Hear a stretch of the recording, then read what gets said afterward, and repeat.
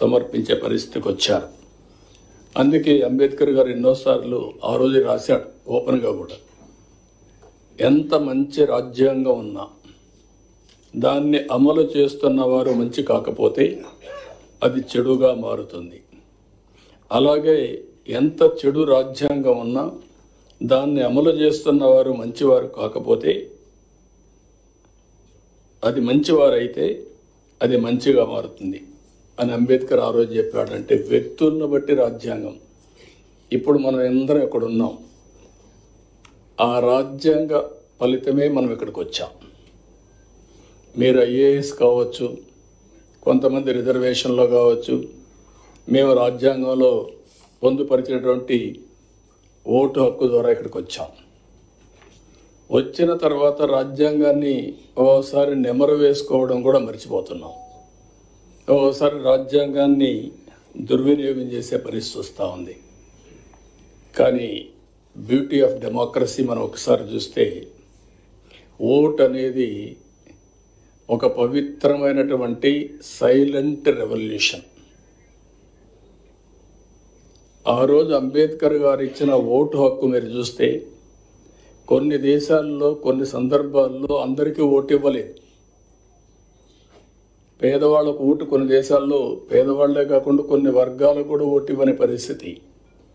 కానీ భారతదేశంలో మొట్టమొదటి నుంచి డబ్బులుండేవాళ్ళు, డబ్బులు లేని వాళ్ళు, లేకపోతే బలహీనులు, బలవంతులు అందరికీ ఒకే ఓటు తప్ప రెండో ఓటు లేదు.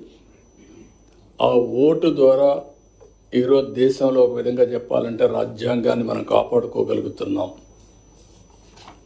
ఎప్పుడైనా సరే ఏ నాయకులైనా సరే అతిగా ప్రవర్తించినా, రాజ్యాంగాన్ని దుర్వినియోగం చేసినా మళ్ళీ కరెక్ట్ చేసే శక్తి ఓటర్స్కు ఉంది.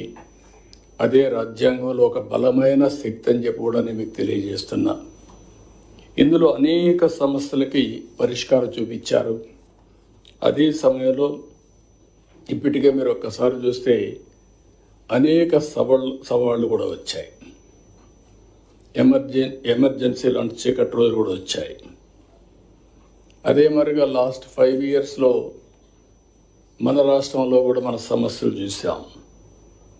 నేను ఎప్పుడూ 45 ఏళ్ళుగా రాజకీయాల్లో ఉన్నా, అవినీతిని చూసా, అసమర్థను చూసా, ప్రోగ్రెసివ్ పాలిటిక్స్ చూసా.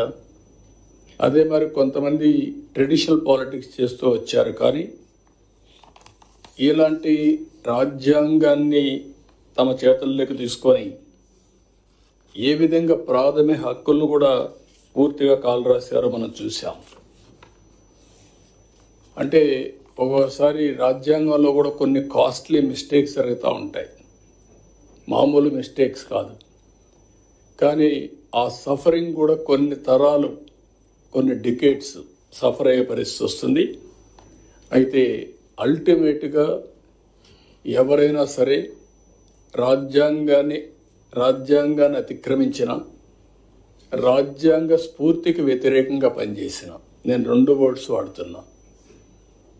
ఒక అవినీతి చేయడం మన బాధ్యతను మనం ఉల్లంఘించినట్టు అవుతుంది. అధికార దుర్వినియోగం చేయడం కూడా రాజ్యాంగ ఉల్లంఘనే. రాజ్యాంగం ఒక పవిత్రమైన ఆశయంతో మనకు ఒక బాధ్యత ఇస్తే, సమాజంలో ఒక గౌరవాన్ని, గుర్తింపునిస్తే, ఆ గుర్తింపుని ప్రజల కోసం మనం ఉపయోగించాలి తప్ప మన స్వార్థం కోసమో మన ఎగోతోనో మనం చేస్తే అది కూడా తీవ్రమైన నష్టాలు జరుగుతుంది. అందుకని ఇంకొక పక్కన మీరు చూస్తే రాజ్యాంగంలో చాలా స్పష్టంగా సాంఘిక, ఆర్థిక, రాజకీయ అసమానతలు కానీ సమానత్వం కానీ 75 సంవత్సరాలు అయింది. ఇప్పటికి కూడా మనం అనుకున్న లక్ష్యాల్ని, ఎవరైతే స్వాతంత్రం కోసం త్యాగాలు చేశారో వాళ్ళ యొక్క విలువల్ని గౌరవించడం కానీ, ఏ స్ఫూర్తి అయితే రాజ్యాంగాన్ని రాశారో ఆ రాజ్యాంగాన్ని అమలు చేయడంలో ఇంకా మనం ముందుకు పోవాల్సిన అవసరం ఉంది. ఈరోజు ఇంకొక విషయంలో మీరు ఒకసారి ఆలోచిస్తే, ఆర్థిక సంస్కరణల వల్ల సంపద సృష్టిస్తూ ఉంది. సృష్టించిన సంపదను లాస్ట్ మైలు తీసుకుపోవడంలో ఇంకా కొన్ని సమస్యలు ఉన్నాయి. ఒకసారి ఆర్థిక స్వాతంత్రాన్ని అందరికీ ఇవ్వగలిగితే ఆటోమేటిక్గా సామాజిక న్యాయం కూడా జరుగుతుంది, రాజకీయ ప్రాధాన్యత కూడా వస్తుంది. మళ్ళీ ఇవన్నీ కూడా ఇంటర్లింక్డ్. రాజకీయంగా అందరికీ సమానమైన అవకాశాలు వస్తే చట్టాలను కూడా వాళ్ళు అమలు చేస్తారు. ఆ చట్టాల వల్ల మళ్ళీ అందరికీ న్యాయం జరిగే పరిస్థితి వస్తుంది. ఇవన్నీ కూడా ఇంటర్లింక్. 91లో ఆర్థిక సంస్కరణలు ప్రారంభించాం. ఈరోజు ఆర్థిక సంస్కరణ ఫలితాల వల్ల సంపద సృష్టించబడతా ఉంది. ఇంకా లాస్ట్ మైల్లో పేదరికం ఉంది.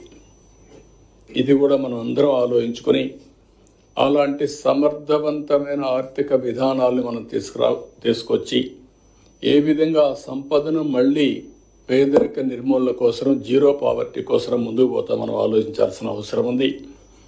మొన్న కూడా మేము చూసాం, సోషల్ రీఇంజనీరింగ్ చేశాం.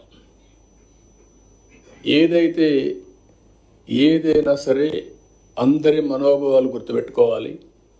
అదే సమయంలో మనం కానీ క్యాస్టో లేకపోతే రిలీజియనో